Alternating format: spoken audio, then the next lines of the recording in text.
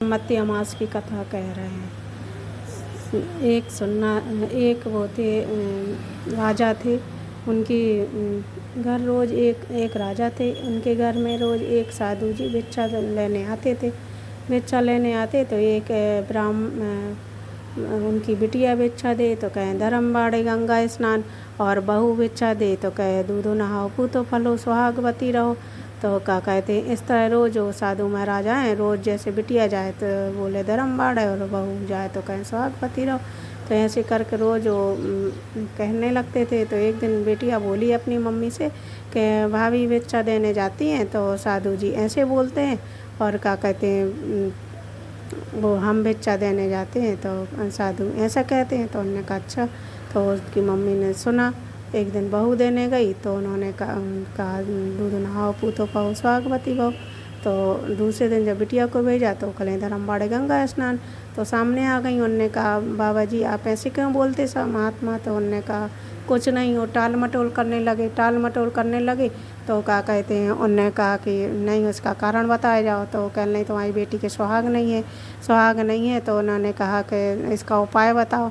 तो उनने कहा कि जो तुम सुन्ना धोबन सुहाग देने आएगी, वो नदी किनारे नदी पार करके एक धोबन रहती है, उसका नाम सुन्ना धोबन है। अगर वो तुम्हारी बिटिया को सुहाग दे शादी में तो तुम्हारी बिटिया को सुहाग मिल जाए। तो उन्होंने कहा, और उन्होंने कहा ठीक है। तो उन्होंने कहा वो कैसे मिलेगा। तो कह नहीं तुम उनके यहाँ 12 वर्ष तक सेवा करो। जब वो गई तो क्या कहते उन्होंने कहा कैसे मिले। तो गई, उन्होंने कहा ठीक है। तो उन्होंने कहा ऐसे तो ये पता नहीं हमें सुहाग देने आती कि नहीं आती। तो उन्होंने कहा अपनी बिटिया को ले जाके और रोज़ बिटिया से सारा काम करवाने लगी, उसकी सेवा करने लगी खुश करने के लिए।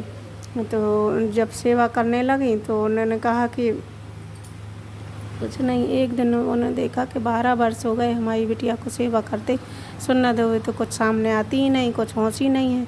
तो उन्होंने कहा बिटिया से क्या तुम ना ऐसा करना कि नमक वाली जगह में शक्कर ऐड कर देना खाना में, और शक्कर जिसमें डालते हो खीर नमकीन बना देना।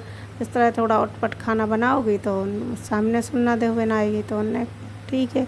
उसने बिटिया ने ऐसे ही करा, खीर में नमक डाल दिया और सब्जी में शक्कर डाल दी, दाल सब्जी में। तो जब खाने बैठी सुन्ना धोबे तो बहुत गुस्सा आया उनको।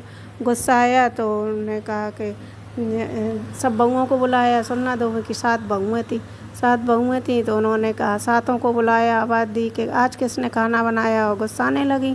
तो उन्होंने कहा सब बहुएँ बोली हम तो मम्मी 12 वर्ष से काम नहीं कर रहे, हमने तो कोई काम नहीं करते, हम जब उठते हैं सारा काम कराया मिलता है, कहीं हम कुछ नहीं कर रहे। तो वो बड़ी अचंभित रह गई। उन्होंने कहा ऐसा कौन है जो हमारी 12 साल से सेवा कर रहा हो, हमें पता नहीं। तो उन्होंने कहा कुछ नहीं। उस दिन वो रात्रि में अपना देखने लगी, पहरा देने लगी कि देखें आज कौन है। जैसे ही वो आई लड़की घुड़साल में सफाई करने लगी और देखती रही, पर वो धीरे धीरे ऐसे काम करने लगी। जब घुड़साल में सफाई करे तो उसने हाथ पकड़ लिया। उन्होंने कहा बेटी तुम कौन। उन्होंने कहा हम तो राजा की बेटी हैं। उन्होंने कहा तुम यहाँ क्या कर रही हो। तो उन्होंने कहा मम्मी आ गई, उनकी सामने मम्मी खड़ी थी। उन्होंने कहा कुछ नहीं, और हमारी बिटिया को साधु जी ने बताया था कि आप 12 साल उनकी सेवा करो तो वो सुहाग देंगी। तब क्या कहते हैं कि तो तुम्हारी बिटिया के सुहाग नहीं है। तो उन्होंने कहा आज से तुम्हें सेवा करने की ज़रूरत नहीं है, और हम तुम्हारी जब शादी हो तो मैं बताना, तो क्या कहते हैं हम तुम्हारी बिटिया को सुहाग दे देंगे। जब शादी तय हो गई बिटिया को, मतलब उन्होंने बुलाया सुन्ना धोबन को, निमंत्रण दिया। तो सुन्ना धोबन आई। जिस दिन आने लगी तो अपनी बहुओं से कह गई थी, वो जानती थी हमें इधर सुहाग देंगे तो हमारे पति नहीं रहेंगे। तो उन्होंने कहा कि हमारे अपने बाबा को तुम कहीं मत ले जाना, जब तक हम ना आए जब तक यहीं रखना। उन्होंने कहा ठीक है। जैसे ही वे इधर सुहाग देने गई और सुहाग देने लगी, जैसे ही उनके पति ख़त्म हो गए तो क्या कहते हैं अब बहुत देर इंतज़ार किया और सुन्ना धोबे ना आई। तो क्या कहते हैं जब ये ना आई तो इनके बेटे बहुएँ सब और अड़ोस पड़ोस के बोले कि कहाँ तक मिट्टी रखोगे, चलो ले चलते हैं, पता नहीं कब आएंगी। तो क्या कहते हैं उन्होंने ठीक है। तो ऐसी सबकी इच्छा से उठाया मिट्टी को लेके चले। उधर सुन्ना धोबन आते दिख गई।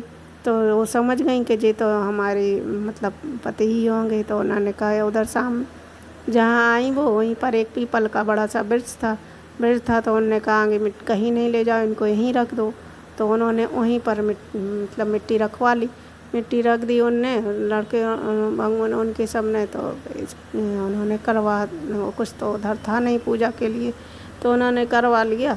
और करवा के क्या कहते हैं 108 टुकड़े करे और पीपल के नीचे रख के उनको अपना जल दिया उसी करवे का, और बाकी फेरी लगाने लगी।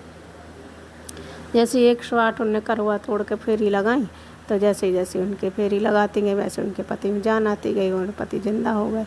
और दिन सोमवार का दिन था और अमावस थी सोमवती, तो इसलिए क्या कहते हैं उनके पति जब जिंदा हो गए तो कथा का प्रचलन हो गया। उन्होंने कहा भाई सोमवार के दिन पीपल के प्रचलन पूजा करो, पूजा करने के बाद फेरी लगाओ, उनको जनेऊ पहनाओ।